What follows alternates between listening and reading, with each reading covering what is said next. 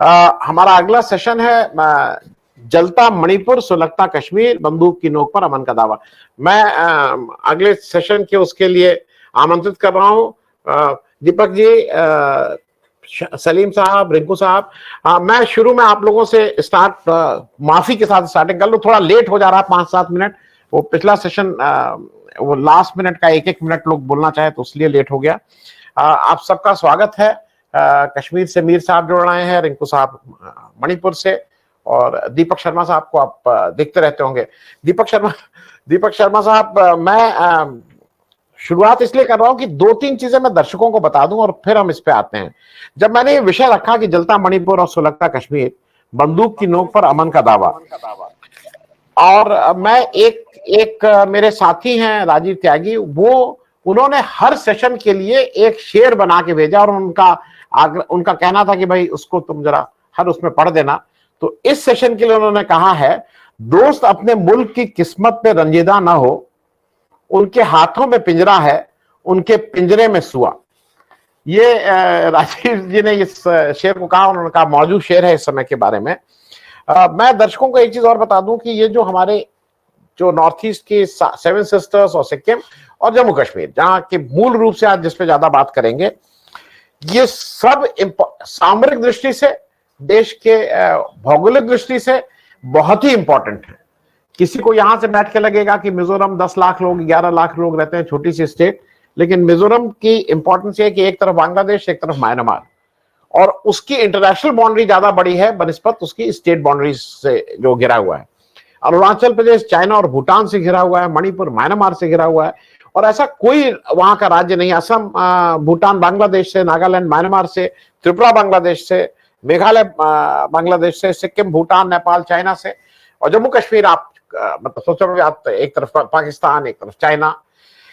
इन सबके बीच में रिंकू जी, मैं शुरुआत आपसे इसलिए कर रहा हूं क्योंकि आज मणिपुर हर भारतीय के लिए एक इंपॉर्टेंट है, जिसको ये लगता है, और हर भारतीय थोड़ा उद्वेलित है कि एक जगह पे आग लगी हुई है और संभव हम उसको उस तरह से एड्रेस नहीं कर रहे हैं जिस तरह से एड्रेस करना चाहिए। आपका अभी अभी आज इस चर्चा में हम लोग ये बात नहीं करेंगे कि किसकी वजह से या कैसे, आपसे सिर्फ ये समझना चाहेंगे कि ये सॉल्व हो सकती है कि नहीं, इज देयर अ सॉल्यूशन। और अल्टीमेटली तो पॉलिटिकल लेवल पे ही होगा, अल्टीमेटली तो सरकारी आएगी, लेकिन रिंकू साहब, ये सॉल्व हो सकती है कि नहीं हो सकती, कि ऐसा पेज फंसा हुआ है कि सॉल्व ही नहीं हो सकता है? रिंकू साहब अनम्यूट कर लीजिएगा। Can you hear me? हाँ, आई कैन, यस। हिस्ट्री में जब दुनिया का सबसे, if you study all the history of the world, there is no such thing that, no conflict that doesn't end. It will end, solution तो जरूर होगा, dialogue होगा, सॉल्यूशन जरूर होगा। कोई भी कॉन्फ्लिक्ट ऐसा ही नहीं चलता है, कॉन्फ्लिक्ट जरूर सॉल्यूशन होता है। इसलिए हमको विश्वास है कि यहाँ जो चल रहा वो कॉन्फ्लिक्ट जो है, इसका जरूर सॉल्यूशन होगा। सवाल ये है कि हम लोग इसको ये सेंट्रल गवर्नमेंट और स्टेट गवर्नमेंट के जो लोग हैं, उन लोगों ने अभी जो चल रहा ये कॉन्फ्लिक्ट अभी 64 डे प्लस है। 64 डे में ये कोई भी काम नहीं किया इसको सॉल्यूशन करने के लिए। यही बात से यहाँ का सब ये विक्टिम साइड है ना, both the victim side, that is both the conflicting parties are very angry to the center as well as the state government for not doing anything, for not initiating any thing to resolve this issue. For example, यही तो जो अभी मणिपुर में है, मणिपुर का total population जो है कम से कम लगभग 30 लाख है। और अभी जो सेंट्रल आर्म फोर्सेस जो लाया गया है, including the Assam rifle, the paramilitary forces, they are around 60,000 here in Manipur. Since May 3 incident, center has sent as many as 60,000 paramilitary forces, the central armed police forces, to the state of Manipur. Already before that also Manipur to the insurgency prone area है, plus Myanmar और India का वो border में है, इसलिए already there has been many security force deployed here. As many as 40,000 security force, including state forces, has been already deployed here in the state. So if you plus those two, say 60,000 plus 40,000, how much it is? It is around 1 lakh. If you see in that perception, then uh, one security person for every like 30% you will reach. So there is a situation here in the state of Manipur. There are many security forces deployed here. That one security forces reach can meet 30 civilian. In this situation, the central government seems to be doing nothing to control, to contain this village, to this conflict. Because you see, we have been being in the news field, we have been reporting about many persons using sophisticated weapon, which might be exported from, imported from Myanmar side, or any other side. Many people who do not deserve to hold the possession of those weapons are carrying the weapon and fighting in the periphery area.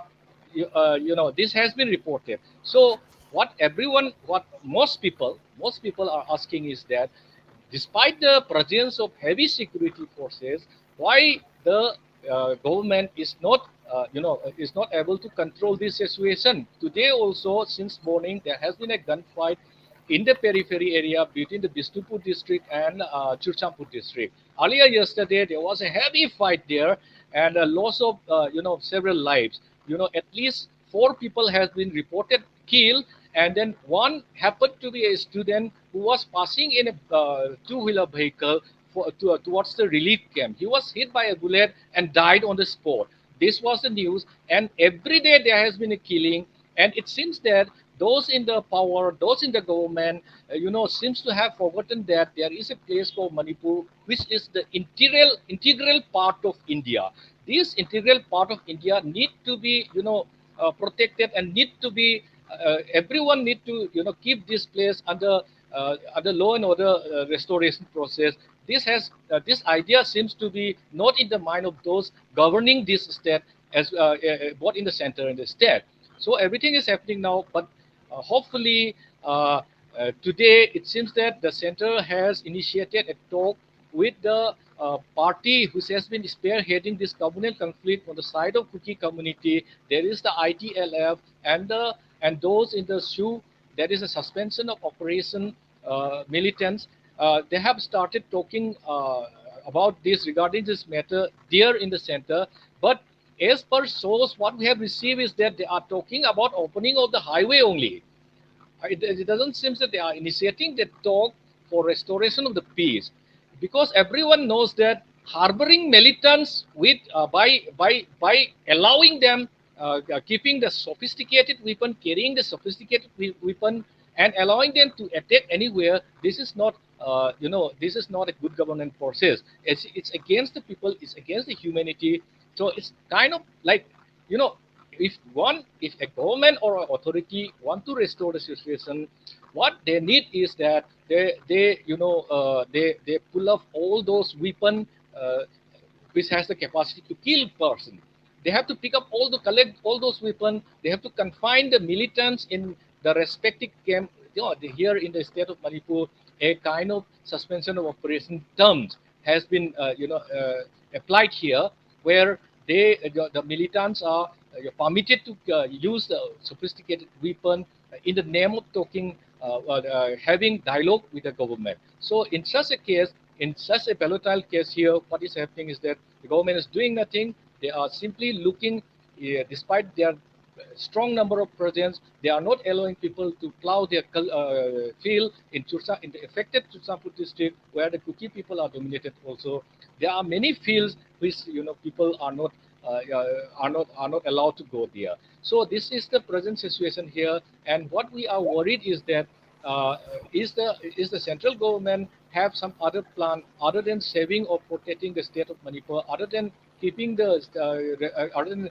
restoring the peace and harmony in the state. There is a strong apprehension to all sections of the people, because we see nothing from the side of the central as well as the state government initiative to control this, to control the situation here. Okay okay. Deepak ji मैं आपसे एक चीज समझना चाहूंगा।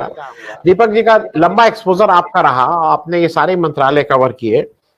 जो देश का संविधान है वो कहता है सबका ख्याल रखा जाएगा, चाहे छोटी स्टेट हो चाहे बड़ी स्टेट हो, एक फेडरल स्ट्रक्चर है। लेकिन एक नया जो इनिशिएटिव शुरू हुआ, एक झंडा एक निशान एक भाषा एक यूसीसी सब कुछ, ये जो खास करके जो नॉर्थ ईस्ट स्टेट हैं ये सब मोरलेस ट्राइबल स्टेट्स हैं। ट्राइबल हैं, अपने अपने अपना कल्चर है, अपने अपने ट्रेडिशंस हैं और उससे सबको बहुत जुड़ाव है। हमारा हालांकि देश के प्रेसिडेंट ट्राइबल हैं, लेकिन आपको कभी लगता है कि ये जो रिस्पेक्ट शायद इन स्टेट को मिलनी चाहिए थी, जो जो प्यार मिलना चाहिए था, वो स्थान, वो भी कहीं ना कहीं एज एन इंडियन मैं भी, हो सकता है मैं भी लैक करता हूं। जब यहाँ के लोगों को देखता हूं तो मैं बहुत से बच्चों से, अपने घर के बच्चों से पूछूं तो उनको 7 स्टेट के नाम नहीं मालूम है। उनको नहीं मालूम है वो 7 स्टेट कहाँ है। उनको नहीं मालूम है कि मणिपुर और मिजोरम अलग अलग स्टेट है। मैं थोड़ा इस पे जानना चाह रहा हूं, क्योंकि ये भी एक बात ऐसी है कि सरकार की गलती तो है, लेकिन एक ओवरऑल जो हो रहा है मणिपुर और कश्मीर में खास करके, और एक जरा इस बात पे भी जो हम इतने दूर क्यों हैं, एक हमारे एक हिस्से से हम इतने दूर क्यों हैं? देखिए, थोड़ा सा अगर मैं संशोधन करूं और अगर आप अन्यथा ना लें, नहीं, मैं इससे इत्तेफाक नहीं रखता हूं। आप कह रहे हैं कि साहब ये जो राज्य है, मणिपुर है, मिजोरम है, नागालैंड है, आपका कहना है कि इनको प्यार नहीं मिलता दिल्ली का। बहुत प्यार मिलता है और लबालब प्यार मिलता है, लेकिन वो जो प्यार मिलता है वो 5 साल में एक बार मिलता है, चुनाव के समय। और चुनाव के समय ऐसा लगता है कि जैसे मोदी जी ने जो दिल है वो मणिपुर को दे दिया है। आप मोदी जी को भी वहां देखेंगे, आप नड्डा साहब को भी वहां देखेंगे, अमित शाह भी कैंप कर रहे हैं, और उसकी बदौलत, उस प्यार की बदौलत मणिपुर ने भी उनको प्यार दिया। आज डबल इंजन की सरकार है वहां पर। लेकिन चुनाव खत्म होने के बाद जो जो एक अटेंशन होना चाहिए था मणिपुर पे, जिस तरह का फोकस होना चाहिए था मणिपुर पे, चाहे वो गृह मंत्री का होता, अमित शाह का होता या मोदी जी का होता, वो हमको बिल्कुल उसका एक आप कह सकते हैं एब्सेंशिया है। वहां पर वो एग्जिस्ट ही नहीं करता। आप सोचिए, जो रिंकू भाई बता रहे थे कि 64 दिनों से ये कन्फ्लिक्ट है, और मणिपुर की कन्फ्लिक्ट इसलिए अहम है, जो हिंदुस्तान के और लोग हमारे साथ जुड़े हुए हैं, मणिपुर इसलिए इम्पॉर्टेंट है क्योंकि मणिपुर में इंसर्जेंसी बहुत दिनों से, वहां पर तमाम ऐसे ऑर्गेनाइजेशंस हैं जिनके पास मॉडर्न वेपन्स हैं, सोफिस्टिकेटेड वेपन्स हैं। कोई म्यांमार से स्मगलिंग करके ला रहा है, पहले चीन से स्मगलिंग करके लाते थे, तो ऑटोमेटिक वेपनरी है वहां पर। और सोचिए, जिस स्टेट में इंसर्जेंसी हो, जिस स्टेट में सशस्त्र संगठन हो, और वहां पर दंगे हो जाए, वहां पर 2 कम्युनिटी भिड़ जाए, तो उसका हाल क्या होगा, अब आप सोचिए। लेकिन प्रधानमंत्री मोदी जी जो हैं, अभी तक उनका एक शब्द उन्होंने नहीं बोला है। वो अमेरिका उन्होंने विजिट करी, अमेरिका में जो थिंक टैंक्स थे, खासकर जो सिक्योरिटी एरेना में थे, उन्होंने मणिपुर की बात करी। मणिपुर को लेकर आज अगर हम दुनिया भर के अखबार देखें, चाहे वो ब्रिटिश अखबार हो, गार्जियन हो, टेलीग्राफ हो, न्यूयॉर्क टाइम्स हो, हर जगह मणिपुर की जो हिंसा है वो प्रमुखता के साथ सुर्खियों में छप रही है, दिल्ली में चर्चा। लेकिन हमारे प्रधानमंत्री एक बार भी वो नहीं बोले। गृह मंत्री कुछ दिन के लिए गए, फिर वापस लौट आए। मेरा एक और सवाल है जहां हमारा ध्यान नहीं जा रहा। मोदी जी कहते हैं कि उनके पास सिक्योरिटी इश्यूज को लेके दुनिया का सबसे बड़ा एक्सपर्ट है उनके पास जेम्स बॉन्ड है। उनके पास एक ऐसा बॉन्ड है जिसके पास सिक्योरिटी इश्यूज को लेके हर समस्या का समाधान है, जिसके 50 साल की नौकरी हो चुकी है। मैं अजीत डोवाल साहब की बात कर रहा हूँ, नेशनल सिक्योरिटी एडवाइजर की। अब ये जो जेम्स बॉन्ड है, ये कभी रशिया जा रहे हैं, पुतिन के पास जा रहे हैं, ये कभी फ्रांस जा रहे हैं, ये कभी यूएस जा रहे हैं। डोवाल साहब कितनी बार मणिपुर गए?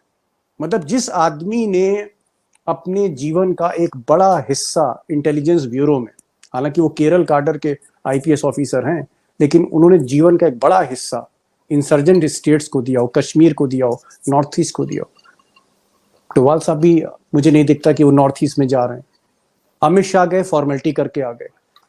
कहीं ना कहीं फोकस नहीं है। और जो सरकार सिर्फ इलेक्शन पे फोकस करे और लॉ एंड ऑर्डर पे फोकस ना करे, तो मुझे ऐसा लगता है कि मणिपुर को हमने हाशिए पर रख दिया है, नॉर्थ ईस्ट को हमने हाशिए पर रख दिया, और वहां पर जो मालिक मुख्तार हमने बनाया, हेमंत बिस्व शर्मा के हवाले हमने नॉर्थ ईस्ट कर दिया। और हेमंत बिस्व शर्मा का जो मुझे एजेंडा लगता है, उनको कुकी से, मेती से, बाकी ट्राइबल से, उनकी डिमांड से, उनकी परेशानियों से, उनके इश्यूज से कोई मतलब नहीं।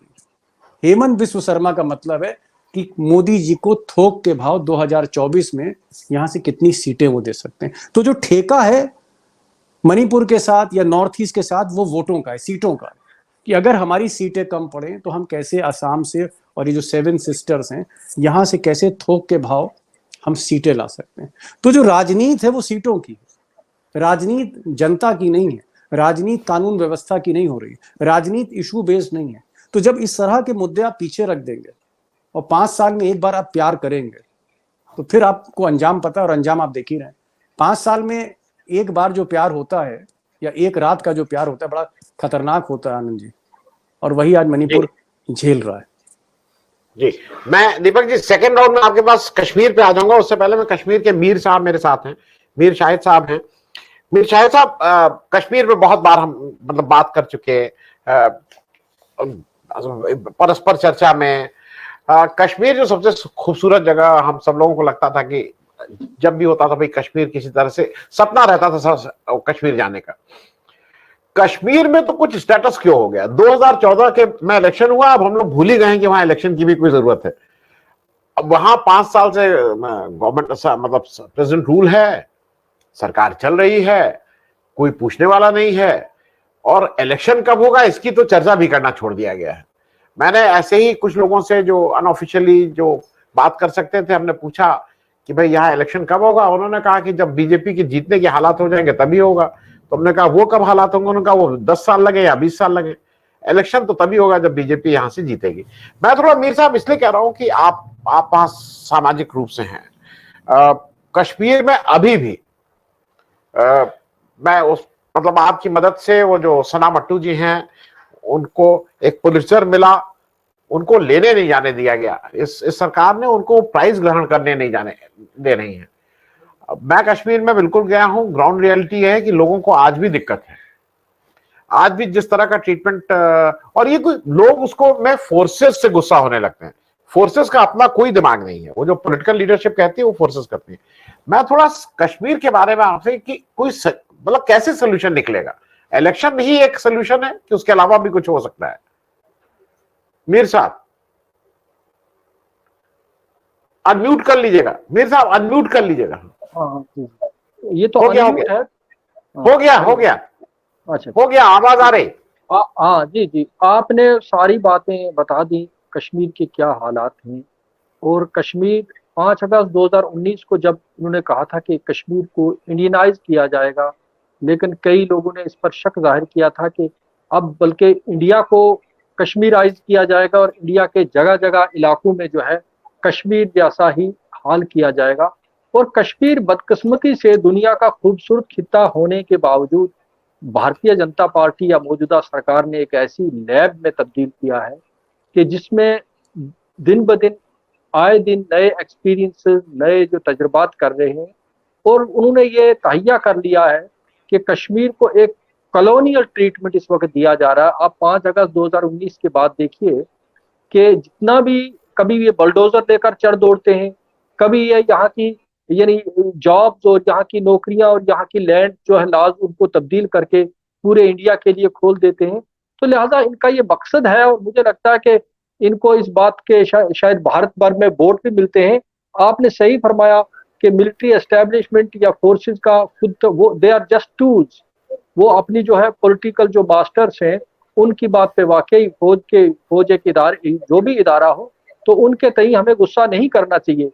लेकिन सवाल ये पैदा होता है कि भारत का सुप्रीम कोर्ट जो भारत की 140 करोड़ अवाम के आईनी हकूक का मुहाफिज है, गार्डियन है, आपके कॉन्स्टिट्यूशनल राइट्स का, आपके ह्यूमन राइट्स का, आपके सोशल और पॉलिटिकल राइट्स का। अब देखिए 5 साल से उसको फुर्सत नहीं मिलती है कि वो कश्मीर की जो है आर्टिकल 370 और 35A पर सुनवाई स्टार्ट करे। अभी अगली जो है 11 तारीख को कुछ बताया जा रहा है कि वो उसमें कुछ हेयरिंग स्टार्ट, लेकिन उसमें भी बता रहे हैं कि हमारे जो एक फॉर्मर आज भी ब्यूरोक्रेट है शाह फैसल की जो है, जो वो उसमें अपना नाम विड्रा करना चाहते हैं। तो सुप्रीम कोर्ट जो है उसके पास भी ये वक्त नहीं है कि यहाँ की जो है 1.25 करोड़ आबादी की जो पिटिशन पड़ी है, जिनके डेमोक्रेटिक, जिनके पॉलिटिकल, जिनके तमाम तरह के राइट्स छीने गए हैं, और वो भी तारीख पे तारीख डाले जा रहा, बल्कि सुन ही नहीं रहा है। बजाय इसके कि अगर किसी इंडिविजुअल के, एक जर्नलिस्ट के साथ कुछ हुआ था, तो सुप्रीम कोर्ट रात के अंधेरे में सुनवाई करके उसको उन्होंने रिहा कर दिया था। तो ये बहुत बड़ी बदकिस्मती की बात है। और कश्मीर में इस वक्त जो है आपने वो बंदूक का ये वाकई जो है बंदूक की नोक पर जो है इस वक्त एक खामोशी जो आपको नजर आ रही है, इसको हम कहते हैं कब्रिस्तान की खामोशी। ये इसको आप हरगिज जो है नॉर्मलसी नहीं कह सकते। मुझे बताइए कि अगर आप कह रहे हैं कि कश्मीर का आपने सही से तो अब विलय किया है, लेकिन आज भी हमारा जो अपना आईन था, जो कॉन्स्टिट्यूशन था, उसको तो आपने स्नैच किया, उसको तो टुकड़े टुकड़े। लेकिन भारत का कॉन्स्टिट्यूशन आज भी यहाँ पे जो है उस तरीके से लागू नहीं है कि यहाँ पे इजहार राय, जिसको आप अभिव्यक्ति की आजादी है, वो नहीं है। यहाँ पे लोगों को अपना जो है नुमाइंदा चुनने की आजादी नहीं है। यहाँ पे आपका कोई विधायक नहीं होगा, यहाँ पे आपके अपने डेवलपमेंट के फैसले नहीं होंगे। और हाल यह है कि आप बखूबी जानते हैं कि यहाँ पे न्यू मीडिया पॉलिसीज के तहत किस तरीके से यहाँ के वॉइसेस ऑफ डिसेंट को कुचला जा रहा है। और हमारे कई नामी गिरामी जर्नलिस्ट जो है वो मुल्क अपनी रियासत छोड़कर इस वक्त, जिसमें अनुराधा भसीन जम्वाल है, जिसमें प्रमोद जम्वाल है कश्मीर टाइम्स के एडिटर, बाकी लोग, अब इसमें बीबीसी की नईमा महजूर है, इफ्तिखार गिलानी है, बहुत से लोग, अभी कुछ बहुत से और जर्नलिस्ट जो यहाँ पे अपना मुल्क छोड़कर बाहर जाना चाहते हैं, उनको एयरपोर्ट से उठा के वापस ला रहे हैं। आपने सना मट्टू का या बहुत से और भी पॉलिटिशियन अवार्ड, और अवार्ड लेने के लिए भी लोगों को नहीं जाने दिया जा रहा। तो एक कॉलोनियल ट्रीटमेंट है, एक ऑपरेशन है, सप्रेशन है। तो इस सब में जो है कश्मीरियों ने समझ रखा है कि खामोशी में ही आफियत है। और मुझे लगता है कि आप हरगिज ये मत सोचिए कि एक नॉर्मल सी है कि या इंडिया ने यहाँ पे इनके लोगों के दिलो दिमाग को जीता है। एलियनेशन पहले से कहीं ज्यादा बढ़ गई है, बल्कि जिनको हम मेन स्ट्रीम जमातें कहते हैं, यहाँ पे उर्दू में हिंद नवाज जमातें, जो एक जमाने में यहाँ की जो बाकी जो है प्रो फ्रीडम ऑर्गेनाइजेशन उस सेंटिमेंट के साथ लड़ा करती थी, लेकिन आज वो भी उतने ही एलियनेटेड हैं। आज उनको भी उठा के जेलों में डाल दिया जा रहा है। तो लिहाजा कश्मीर की सूरत हाल जो है बिल्कुल आप कह सकते हैं कि we are under a foreign rule. अगर आपकी यहाँ की सेक्रेटेरिएट का दौरा करेंगे, आपको कोई लोकल ऑफिसर नहीं मिलेगा।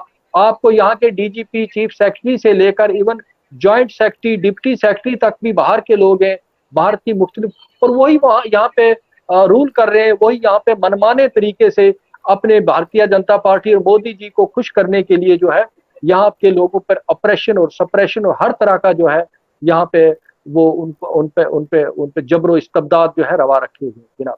जी जी संदीप भाई, मैं आपके पास आऊं उससे पहले एक बार दीपक जी एक छोटा रिएक्शन आपसे ले लूं।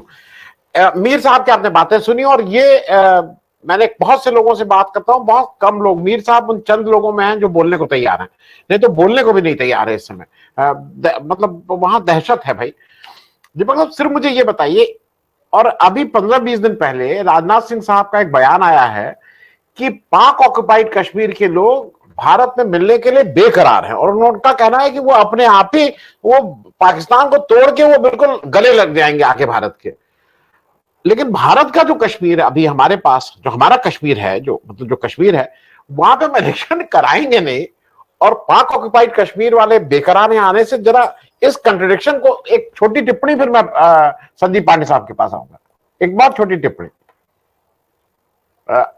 आनंद भाई, ये इवेंट मैनेजमेंट की सरकार है, और इवेंट मैनेजमेंट की सरकार हमेशा वो मुद्दे ढूंढती है, वहां उन सवालों पर फोकस करती है जिसको कहीं ना कहीं एक चुनाव में जनता के आगे, जो भारतीय जनता पार्टी का अपना वोट बैंक है। जैसे अगर आप कॉमन सिविल कोड देखें, वो भी क्या है, वो भी एक इलेक्शन स्टंट है। ऐसे ही पीओके एक इलेक्शन स्टंट है। छाती ठोक कर जो है वो अमित शाह बोलते हैं फ्लोर ऑफ द हाउस में, राज्यसभा में बोलते हैं, पार्लियामेंट में बोलते हैं कि हम अक्साई चिन्ह भी लेंगे और पीओके भी देंगे और जान भी दे देंगे, और चीन हमारी सीमा पर खड़ा हुआ उस पर कुछ नहीं बोलते। मेरा सिर्फ ये कहना है कि हमें इस सरकार को, आनंद भाई, समझना होगा कि ये जो सरकार है इसका फोकस 24/7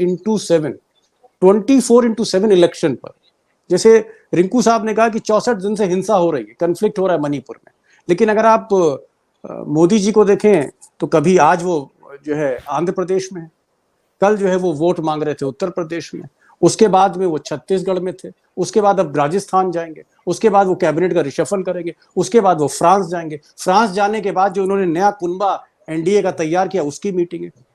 अब 15 दिन मोदी जी क्या कर रहे हैं वो आप किसी भी रिपोर्टर से दिल्ली में पूछ लीजिए, लेकिन मणिपुर जो है वो उनकी प्रायोरिटी में नहीं है, जम्मू कश्मीर प्रायोरिटी में नहीं। और जम्मू कश्मीर में मैं क्या बोलूं, सत्यपाल मलिक साहब अगर आए होते, काश अगर आए होते और आपने उनको न्योता दिया होता तो सब कुछ तार तार कर दिया होता। और सत्यपाल मलिक ने जिस तरह से कश्मीर को अपने लफ्जों में बताया है वो बहुत ही चौंकाने वाला है। तो कश्मीर मुझे आज भी लगता है, या मणिपुर की जो हम बात कर रहे हैं, चाहे आप और भी स्टेट्स देख लीजिए, बॉर्डर स्टेट्स देख लीजिए, इवन पंजाब देख लीजिए, लॉ एंड ऑर्डर इस सरकार की प्रायोरिटी नहीं है।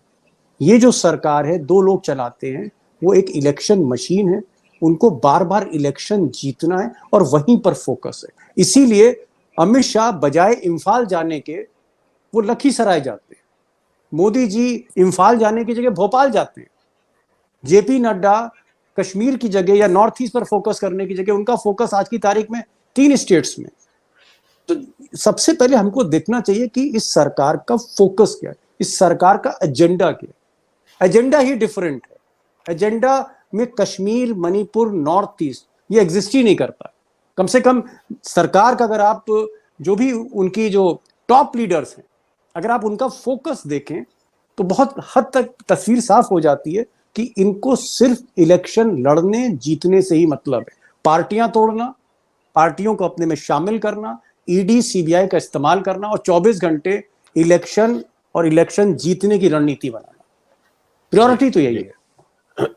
जी संदीप भाई, जो दीपक जी कह रहे हैं ये मतलब ये सभी को धीरे धीरे सेट इन हो रहा है कि नेतृत्व और पार्टी दोनों केवल इलेक्शन और इलेक्शन चुनाव, जो प्राइम मिनिस्टर हैं वो भारत के प्राइम मिनिस्टर की जगह बीजेपी के प्राइम मिनिस्टर ज्यादा नजर आते हैं। वो स्टेट में जाते हैं तो कहते हैं कि डबल इंजन की सरकार होगी तभी कुछ मामला बन सकता है। जो बेसिक देश का इनहेरेंट कॉन्स्टिट्यूशन की स्पिरिट है उसके अगेंस्ट बात है। ये मेरा आपसे सिर्फ यह है कि ये स्टेट सेंसिटिव स्टेट्स हैं, चाहे वो मणिपुर हो, चाहे देश की संप्रभुता, देश के डिफेंस, देश के उस पे ये सब चीजें हैं भाई। ये एक्सपोज स्टेट है, बाहर के राज्य के बाहर के स्टेट से घिरे हुए हैं। ऐसे में सरकार कैसे कान बंद करके सो सकती है कि इसमें कैसे सरकार इसको अपनी टॉप प्रायोरिटी में नहीं ला सकती। मैं एक आपका, और यहाँ के लोग सीधे साधे लोग हैं, आप भी खूब गए हैं, उनकी आपसे बहुत एक्सपेक्टेशंस नहीं है, कोई ऐसा नहीं चाहते हैं। थोड़ी गवर्नेंस की बात है, क्यों नहीं गवर्न कर पा रही है संदीप जी? जी धन्यवाद आनंद जी। सभी साथियों को नमस्कार और हमारे शाहिद भाई को आदाब। देखिए, बहुत स्पष्ट है कि मोदी जी अमेरिका चले गए, मणिपुर जल रहा था, लोग सोच रहे थे वहां से आने के बाद कुछ करेंगे, लेकिन वहां से आने के बाद उन्होंने बात किया कि समान नागरिक संहिता की, मतलब एक नया शगुफा छोड़ दिया। और ये सबको समझ में आ रहा है कि ये जो है 2024 के चुनाव के लिए कर रहे हैं, क्योंकि भारतीय जनता पार्टी के एजेंडे में कश्मीर से 370 को ख़त्म करना और राम मंदिर और इसके अलावा तीसरा जो है ये मुद्दा था महत्वपूर्ण, और अब वो अपने एजेंडे को ही पूरा कर रहे हैं। जैसा दीपक भाई कह रहे हैं, उनको इससे कोई मतलब नहीं है कि मणिपुर में हिंसा हो रही है, उनको इससे कोई मतलब नहीं है कि कश्मीर में 2019 से कोई चुनाव तक नहीं हुआ। आपने बहुत सही कहा, मतलब आप अपने कश्मीर को तो संभाल नहीं पा रहे हैं और आपको पाकिस्तान ऑक्यूपाइड कश्मीर भी चाहिए। तो ये जो है एक बड़ी विडंबना है कि आप देश चलाने का दावा करते हैं। कल एक हरतोष बल्श का एक बहुत बढ़िया मैसेज आया है कि भारतीय जनता पार्टी के आने के पहले कश्मीर में एकदम वहां के लोगों के हिसाब से नहीं, फिर भी एक स्थिति सामान्य जैसी बन गई थी, जिसमें लोगों की सरकार चल रही थी, लोगों द्वारा चुनी गई सरकार। पूर्वोत्तर भारत भी जो है ठीक ठाक ही था, चीन के साथ हमारा कोई सैनिक, किसी सैनिक की जान नहीं गई थी इतने सालों में। तो ऐसे बहुत सारे मुद्दों पे जहां सब कुछ सामान्य चल रहा था, इन्होंने आके जो कहते हैं कि ये देश को मजबूत बनाना चाहते हैं, ये तथाकथित राष्ट्रवादी लोग हैं, इन्होंने ऐसा क्या कर दिया कि मणिपुर जल रहा है। बहुत सालों से जो मांग दब गई थी खालिस्तान की, वो मांग फिर से उठ गई है। और आप देखिए किस तरह से सैन फ्रांसिस्को में भारत के कंसुलेट पे हमला हुआ, और इंग्लैंड में, कनाडा में, ऑस्ट्रेलिया में जगह जगह खालिस्तानी आंदोलन फिर से जिंदा हो गया है। और कश्मीर को संभाल नहीं पा रहे हैं आप चुनाव तक नहीं करा पा रहे हैं, तो आप उसको भारत का हिस्सा कैसे मानेंगे? मतलब भारत में सब जगह चुनाव हो रहे हैं, कश्मीर में नहीं हो रहा है, क्यों आखिर? हम कैसे मान लें कि आपने कश्मीर में जो है स्थितियों को सामान्य किया है, जिसका कि वो दावा करते हैं। आतंकवाद की घटनाएं हो रही हैं, कश्मीरियों को नहीं लग रहा है कि वहाँ पे आपने कुछ किया है जिससे कि कश्मीरी अपने आप को भारत का हिस्सा समझें। आप उनकी भागीदारी तक उनको निभाने का मौका नहीं दे रहे। जैसा शाहिद साहब ने कहा कि वहाँ की पूरी एडमिनिस्ट्रेशन बाहर के लोग चला रहे हैं। तो चीन के साथ आपने देखा सीमा पे किस तरह से हमारे 20 सैनिक मारे गए। तो सभी मोर्चों पे ये सरकार विफल है। इस सरकार को असल में ये मालूम ही नहीं है कि इस देश के लोगों के साथ, दूसरे देशों के साथ कैसे हम संबंध बना के रखें ताकि हमारे देश के लोग भी संतुष्ट रहें और हमारे जो पड़ोसी मुल्क हैं उनके साथ भी हमारा अच्छा रिश्ता रहे। पाकिस्तान के साथ आप देखिए पूरी बातचीत बंद पड़ी हुई है। मतलब हमारे मोदी साहब रूस को नसीहत देते हैं कि this is not an era of war, युद्ध का जमाना नहीं है, लेकिन वो जो है पाकिस्तान के साथ अपने संबंधों को ठीक करने के लिए तैयार नहीं। तो ये अजीबोगरीब किस्म की सरकार है। ये एक हिंदू राष्ट्र की विचारधारा को जनता पे थोपने के लिए आई हुई है और अपने एजेंडे में लगी हुई है। और आपने बिल्कुल कहा कि सब कुछ छोड़ के, अभी आप देखिए कि मणिपुर की समस्या को हल करने के बजाय इनकी रुचि इसमें ज्यादा है कि महाराष्ट्र में राष्ट्रवादी कांग्रेस पार्टी को कैसे तोड़ा जाए। मतलब अच्छी खासी इन्हीं की सरकार चल रही है। ऐसा भी नहीं है कि वहां कोई सरकार गिरानी है इनको, इनकी सरकार चल रही है वहां पे, लेकिन उसके बावजूद ये एनसीपी को तोड़ने में इनकी ज्यादा रुचि है। तो ये एकदम उस तरह से सिर्फ सत्ता की राजनीति करने वाले लोग हैं। इनको जनता से कोई मतलब नहीं है, ये बहुत स्पष्ट हो गया। जनता की जान जा रही है, जनता तकलीफ में है, इस बात से इनको कोई मतलब नहीं है। इनका लोकतंत्र से कोई लेना देना नहीं है, इनका भारत के संविधान में विश्वास नहीं है। इसलिए अब समय आ गया है कि अब इस देश की जनता को सोचना पड़ेगा कि ऐसे लोगों को सत्ता में रखना भी चाहिए कि नहीं। जी जी जी, मैं हाँ दीपक जी आप कुछ कहना चाह रहे हैं? दीपक जी, मैं एक पॉइंट रखना चाह रहा था। पांडे जी ने जो कहा, देखिए जो बात प्रोजेक्शन की है कि किस तरह से ये जो सरकार है चीजों को प्रोजेक्ट करती है, मैं एक लोकसभा का ही मैं जिक्र कर रहा हूं। फ्लोर ऑफ द हाउस में ये कहा गया, भाजपा के सांसदों ने कहा और एक स्वर से कहा कि मोदी जी दुनिया की सबसे बड़ी कन्फ्लिक्ट को सॉल्व करने के लिए आगे आ रहे हैं। और इस तरह की खबरें छपवाई गई कि यूक्रेन और रशिया के बीच में जो कन्फ्लिक्ट है, जो आज की तारीख में दुनिया की सबसे बड़ी कन्फ्लिक्ट है, जहां पर यूएस जो है वो कुछ नहीं कर पा रहा, नाटो फोर्सेस कुछ नहीं कर पा रही, ये कहा गया कि सब मोदी जी के पास इसकी सॉल्यूशन और मोदी जी उसमें लगे हुए हैं। तो कहां तो प्रोजेक्शन है कि आप दुनिया की सबसे बड़ी कन्फ्लिक्ट को, उसका फॉर्मूला मोदी के पास है, और कहां मणिपुर जो कन्फ्लिक्ट अपने घर में हो रही है, अपने हाथे में हो रही है, अपने आंगन में हो रही, वो कन्फ्लिक्ट आप जो है उस पर मौन है। तो मेरा कहने का मतलब है कि बहुत ही हाइपरबोलिक सरकार है ये उस पिक्चर के जय वीरू हैं जो डायलॉग तो बोलते हैं लेकिन वो गब्बर को घेर नहीं पाते। उनके पास एग्जीक्यूशन नहीं है, सिर्फ संवाद है। जी मैं दीपक जी, वो फॉर्मूला ही नहीं है। कहा तो ये भी किया था कि एक फोन कर देंगे, तो जैसे कप्तान का फोन नहीं आ जाता है, कप्तान ने फोन कर दिया और मामला सब सेटल हो गया। रिंकू साहब, मैं एक इंपॉर्टेंट चीज और पूछना था, वो इसलिए मैं पूछ रहा हूं कि उसका राहुल गांधी मणिपुर गए थे राहुल गांधी मणिपुर गए, पहले उनको हुआ कि मतलब रोड से जाएंगे, फिर हुआ नहीं हेलीकॉप्टर से जाएंगे, ये सब हुआ वहां। मैं दो चीजें पूछ रहा हूं, राहुल गांधी ने उसको बहुत, भाई पॉलिटिकल आदमी है तो पॉलिटिकल, लेकिन उसको वोट की तरफ भुनाने की कोशिश नहीं की। उन्होंने कहा मैं आया हूं और आपसे मिलने आया हूं। राहुल गांधी की उस विजिट का बीजेपी का कहना नहीं जाना चाहिए था, चीजें और बिगड़ती हैं, लेकिन एज अ पर्सन, एज विपक्ष के नेता के तौर पे वहां जाने से एक आम मणिपुर में तो ये मैसेज गया ना कि भाई हैं लोग, ऐसा नहीं है कि कोई आपके लिए कोई परेशान नहीं है, दर्द नहीं है। राहुल गांधी की विजिट के बारे में थोड़ा सा आपसे सुनना, वो उसका इम्पैक्ट क्या था? अच्छा, राहुल गांधी जी का यहाँ मणिपुर में विजिट हम लोग का इट्स अ वेरी ये फॉर्चुनेट है। मतलब कि when the people have seen no hopes, they try to get some hopes. Like Manipur का जो आदमी जो पीस रेस्टोर करना चाहता है, वो लोग, प्राइम मिनिस्टर भी बात नहीं कर रहा है, होम मिनिस्टर भी कुछ इफेक्टिव काम नहीं कर रहा है, स्टेट गवर्नमेंट भी ऐसा है कि वो प्रॉक्सी गवर्नमेंट की तरह ऐसा रह रहा है। इसलिए यहाँ का जो लोग है वो शांति रखना चाहता है, वो लोग सुप्रीम कोर्ट में केस जाता है और यूनाइटेड नेशंस में वो लोग मेमोरेंडम सबमिट करता है कि हम लोग का तो आशा ही नहीं है कि there is no hope for the people, so they shout for some help from others.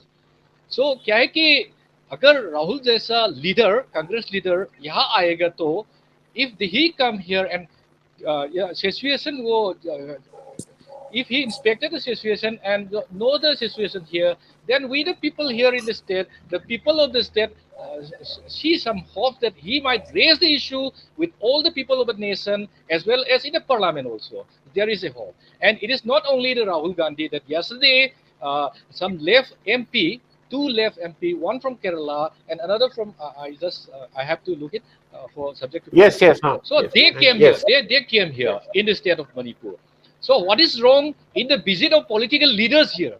It is a democratic country. India is a democratic country. Everyone knows that. And no political party should politicize this conflict here. It is beyond politics now. It has gone out of politics because 5 BJP MLAs have told the government that we are not the BJP government. And one thing that we are still confused is that among the 10 MLA who have part with the state government and say that they want a separate government, there is 2 ministers.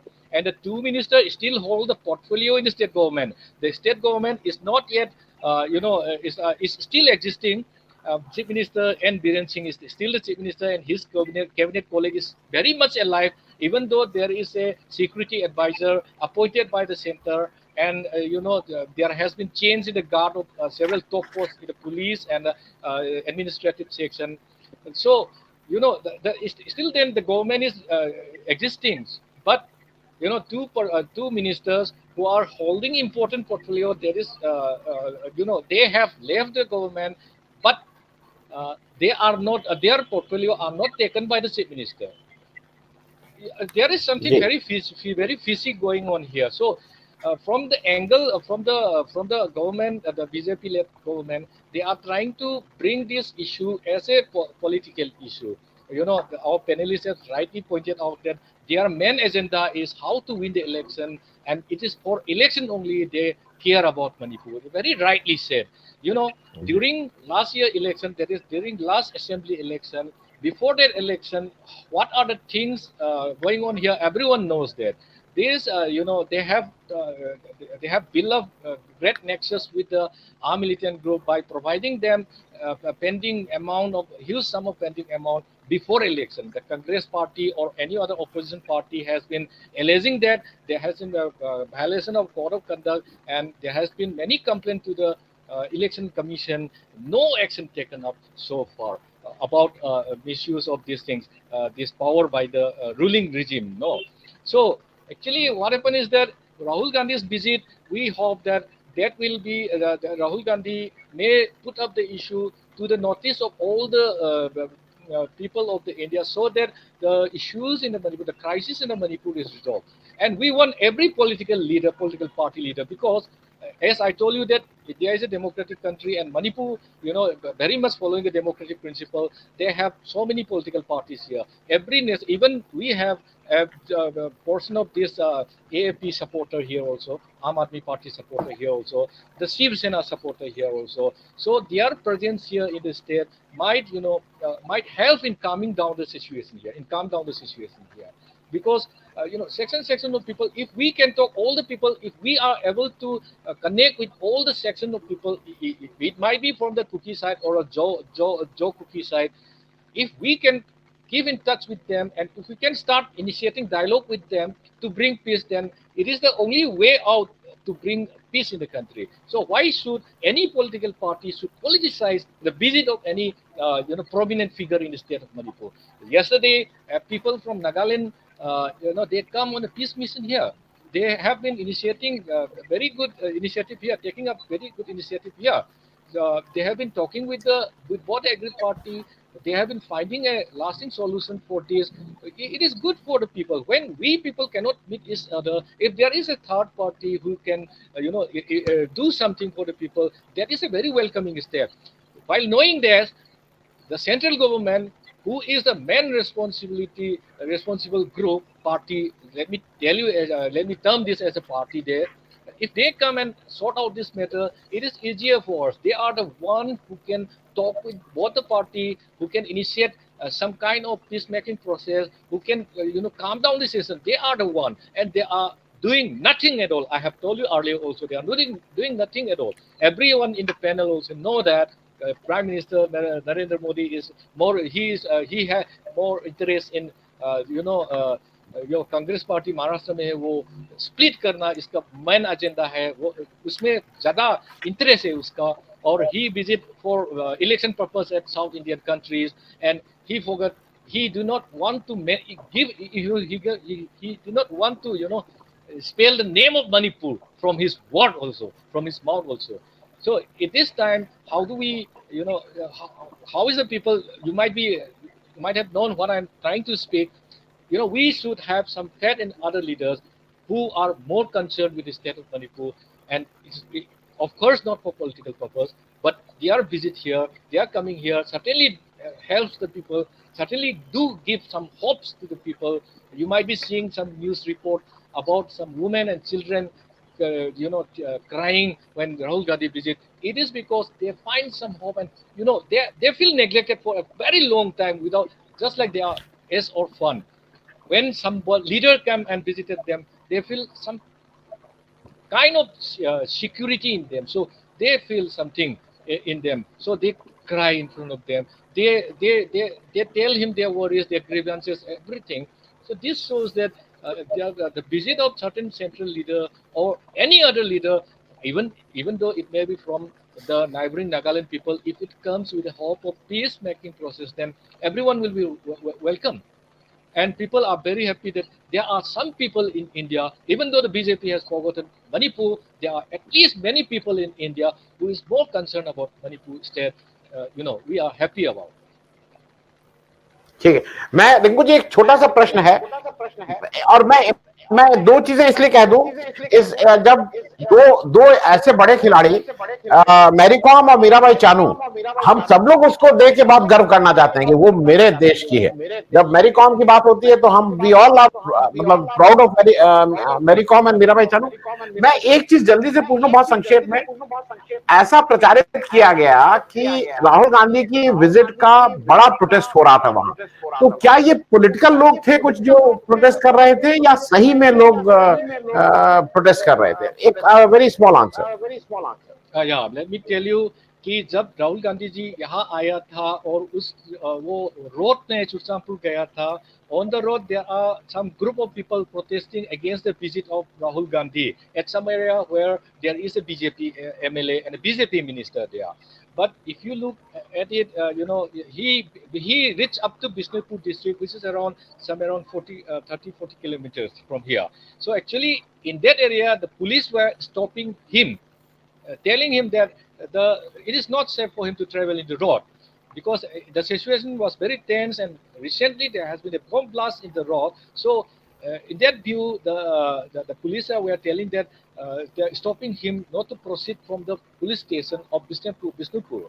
So actually, when the police stopped, there were lots of thousands of people, thousands of women coming out in the street, asking questions to the police forces. Why you people should stop him there? He should be allowed travel to Chusampur so that they see hope. They see hope in bringing a solution to this conflict situation. So some people are protesting. It seems like it is more like a political issue, that some it happens in the constituency of a BJP MLA who is also the minister of the present government. So it happens in that place, that is Nambol. Okay, Nambol area it happened. So it is a place where stronghold of the BJP, but not many protesters came out in the street. There were few protesters, so he can easily pass that road.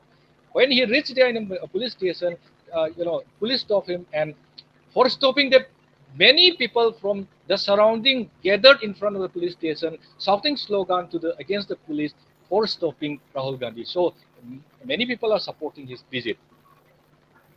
जी जी रिंकू जी, मैं मीर साहब शायद वो हो गया, मीर साहब का connection हो गया। मैं संदीप जी आपसे ये चीज पूछ ले रहा हूँ, दो चीजें मुझे जरा आप समझाइए। इतने फैन फेयर थे, वहां डेवलपमेंट काउंसिल बनी थी कश्मीर में, और मैं चाहता था कि मीर साहब अगर आ जाते तो मैं उनसे प्रश्न पूछ लेता, लेकिन वो डेवलपमेंट काउंसिल बनी थी, मतलब हर जिले में एक ही तरह से उन्होंने बनाया था। वो कहीं से उसका नाम तो नहीं लेते। मैं जितने कश्मीरी लोगों से बात किया, उनका कहना था कि नहीं वो कुछ फेल हुआ। सरकार उसको कहती है कि नहीं, इट वाज पक्का बहुत बढ़िया प्रोजेक्ट था। दूसरी तरफ सरकार कहती है कि नहीं, G20 जो अभी हमने वहां किया, इट वाज बहुत सफल चीज थी। मैं ये दोनों चीजें इसलिए पूछ रहा हूँ कि ग्राउंड पे आप भी गए, मैं भी गया हूँ। ग्राउंड पे लोग अभी भी दूर हैं, और अमित शाह साहब वहां मीटिंग तो बड़ी करके आते हैं, लेकिन वो उस तरह से दिल नहीं मिल पाता है जो राहुल गांधी जिस तरह से लोगों के साथ मिल गए थे। उनको वोट हो सकता है एक भी ना मिले, उनकी एक भी सीट ना आए। कश्मीर में कांग्रेस के लिए सीट जीतना बहुत मुश्किल चीज होगी जब भी इलेक्शन हो, लेकिन राहुल गांधी ने उस सारे सुरक्षा को मतलब परे रख के, एक तरह से कहते हैं कि बहुत रिस्क लेके वो श्रीनगर भी गए, लोगों से मिले, बातचीत की, और ठीक से बातचीत की। आपको क्या लगता है कि देश में, ठीक है मोदी जी और अमित शाह नहीं कर रहे, लेकिन बाकी नेताओं को तो संवाद वहां रखना चाहिए, क्योंकि आप कर पाए ना कर पाए, आप तो वहां कश्मीर इसलिए जाते हैं कम से कम खड़े हैं वहां, वो भी कम हो गया है पहले के मुकाबले। जी आनंद जी, आपने ये बहुत अच्छा मुद्दा उठाया। ये जो वहाँ चुनाव कराए गए थे स्थानीय निकायों के, जो डेवलपमेंट काउंसिल की बात है, तो भाई आप अपने यहाँ देखिए कि हमारे यहाँ जो स्थानीय निकाय हैं, चाहे वो ग्राम पंचायत हो, क्षेत्र पंचायत हो, जिला पंचायत हो, या हमारी नगर पालिकाएं, उनके पास कितनी शक्ति है, वो कितने निर्णय अपने आप से ले सकते हैं और उसको जो है लागू करवा सकते हैं। तो जिस तरह से स्थानीय निकायों को अपने देश के अंदर अभी पूरी स्वायत्ता नहीं दी गई है, जो संविधान में लिखा है अनुच्छेद 243 में, उसके अनुसार कि वो अपने फैसले खुद ले सकें, उन्हें राज्य सरकारों के ऊपर निर्भर बना के रखा गया है। तो क्या आप सोचते हैं कि जम्मू कश्मीर में इससे ज्यादा उनको शक्ति दे दी गई हो? जब जम्मू कश्मीर की सरकार पूरी भारत सरकार पे निर्भर होकर चलाई जाती है, जब जम्मू कश्मीर का मुख्यमंत्री उमर अब्दुल्ला कहता है कि armed forces special powers act हमारे राज्य से हटाया जाए, और भारत सरकार नहीं हटाती है चूंकि सेना नहीं चाहती है कि वो वहां से हटे, तो वहां की सरकार को तो आपने उतनी आजादी भी नहीं दी है जितनी अन्य राज्य सरकारों को आजादी है। कम से कम कर्नाटक में सिद्धारमैया की पिछली सरकार ने अपना झंडा तो बना लिया अलग कर्नाटक का। तो इस किस्म की आजादी जो है, या तमिलनाडु कहता है कि हम 3 लैंग्वेज फॉर्मूला नहीं मानेंगे, हम 2 लैंग्वेज फॉर्मूला लागू करेंगे शिक्षा में। तो इतनी आजादी भी जम्मू कश्मीर की सरकार को नहीं थी, राज्य सरकार को। तो जो स्थानीय निकाय हैं उनका हाल आप समझ सकते हैं।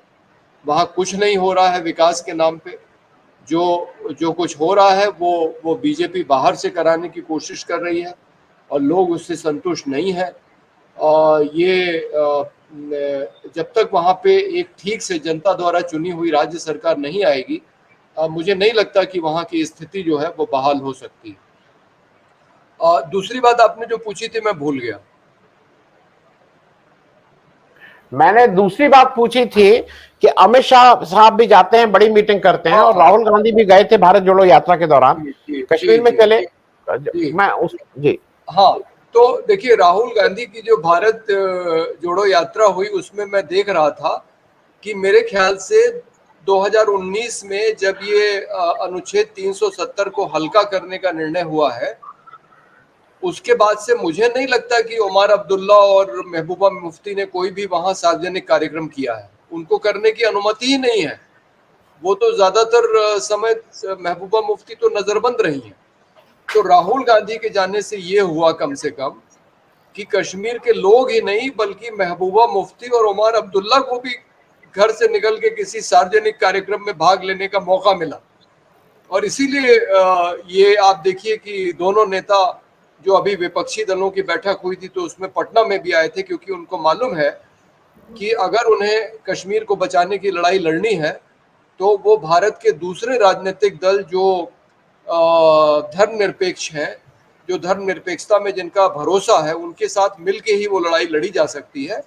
इसलिए राहुल गांधी और अमित शाह की यात्रा में बहुत अंतर है। अमित शाह या भारतीय जनता पार्टी के वैध अवैध, ये भी मैं जोड़ दूं, क्योंकि एक अवैध सज्जन भी वहां पहुंच गए थे, किरण पटेल, वो तमाम सिक्योरिटी के ताम झाम के साथ। तो भारतीय जनता पार्टी के तमाम वैध अवैध जो लोग जाते हैं वो सरकारी सुरक्षा में जाते हैं, सरकारी लोगों से मिलते हैं और या कुछ प्रायोजित लोगों से मिलते हैं।